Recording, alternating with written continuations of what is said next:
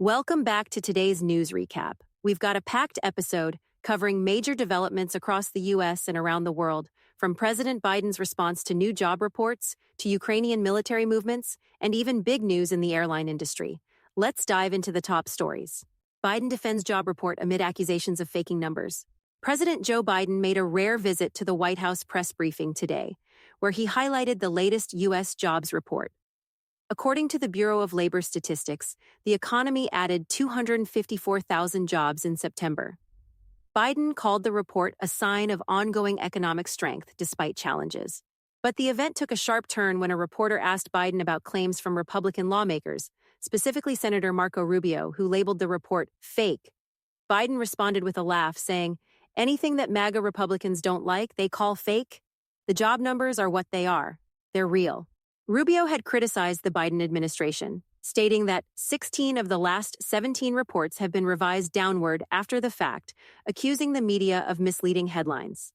His remarks refer to a revision in August, where it was revealed that there were 818,000 fewer jobs than initially reported in March, a significant correction, but not uncommon in large-scale statistical reporting.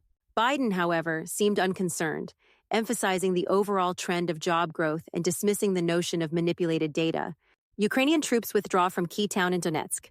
Ukrainian forces have announced a withdrawal from the town of Vuhledar in the Donetsk region, a strategic area that has seen intense fighting for more than 2 years.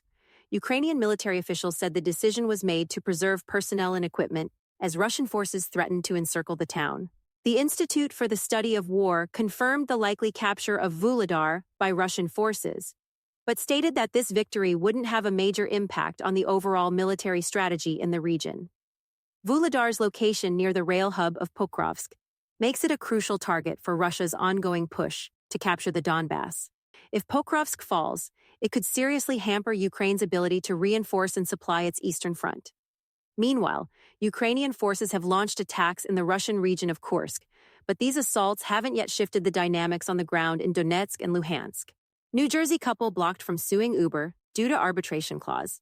In a controversial ruling, a New Jersey couple has been barred from suing Uber after suffering severe injuries in an Uber ride accident.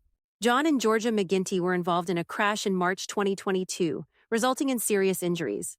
However, a court ruled that they had unknowingly waived their right to sue by agreeing to Uber's terms of service when their daughter accepted them on Georgia's phone. The McGintys argued that they had no knowledge of the arbitration clause, but Uber countered that Georgia had accepted the terms multiple times, including for both Uber rides and Uber Eats. The court found the arbitration agreement valid and enforceable, leaving the McGintys unable to pursue a lawsuit in court. The couple expressed their shock at the ruling, calling it a heartbreaking decision that shields large corporations from being held accountable in court. They are considering taking the case to the New Jersey Supreme Court. Spirit Airlines considers bankruptcy amid financial struggles. Spirit Airlines is reportedly in discussions with bondholders about the possibility of filing for bankruptcy, following the collapse of its proposed merger with JetBlue Airways. The airline, known for its budget-friendly fares, has been struggling financially, failing to report profits in 5 of the last 6 quarters. According to sources, Spirit is exploring restructuring options, including a Chapter 11 bankruptcy filing, to manage its over $3 billion in long-term debt. The talks come after a federal judge blocked Spirit's merger with JetBlue on anti-competition grounds earlier this year, dealing a major blow to the airline's recovery plans. Spirit's shares dropped 30% in extended trading after news of the potential bankruptcy broke, reflecting growing concerns over the company's financial future. Former Memphis officers convicted in Tyre Nichols' case. 3 former Memphis police officers have been convicted for their involvement in the fatal beating of Tyre Nichols in 2023. Officers Tadarius Bean, Demetrius Haley, and Justin Smith were found guilty of witness tampering, while Haley was also convicted of violating Nichols' civil rights by causing bodily injury. Prosecutors said Nichols was beaten after attempting to flee from a traffic stop, an act referred to by officers as a street tax. Nichols died from his injuries 3 days later. While these convictions mark some accountability, the officers were acquitted of the most severe charges. The verdict comes amid ongoing federal and state investigations into the Memphis Police Department, and Nichols' family has called for further reforms to prevent similar tragedies in the future. Biden addresses concerns over election integrity. In a surprise appearance at the White House briefing, President Biden was asked if he's confident in the integrity of the upcoming November elections. Biden said he's sure the elections will be free and fair, but expressed concerns about whether they'll be peaceful.